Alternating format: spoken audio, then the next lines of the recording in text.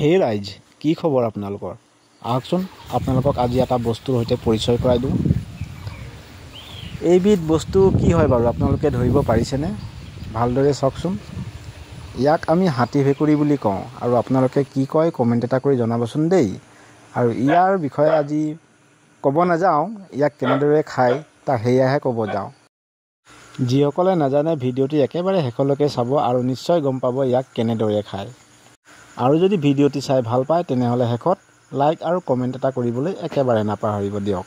তো মই প্ৰথমতে এয়া পৰিষ্কাৰ পানীত ভেকুৰীখিনি মই দলিয়াই দিলোঁ এনেকৈ। আপোনালোকে এনেকৈ দিব নে কেনেকৈ দিব সেইটো আপোনালোকে চাই ল'ব। মই এনেকৈ দি ভাল পালোঁ, সেইবাবে মই এনেকৈ দলিয়াই দিলোঁ।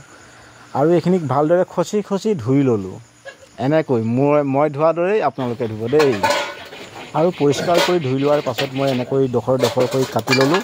আপোনালোকেও এনেকৈ কাটি ল'ব। মই এটা ভেকুৰী দুটুকুৰা কৰিছোঁ আৰু কেনেকৈ বনালোঁ সেইটো মই নেদেখুৱালোঁ।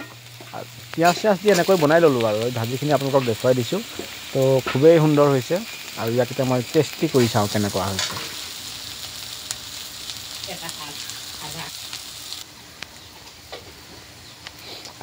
চেণ্টটো কিন্তু বৰ মজা হৈছে দেই। খায়ো বৰ সোৱাদ লাগিছে। তো ভিডিঅ'টো আজিলৈ এইখিনিয়ে আৰু। Bye bye.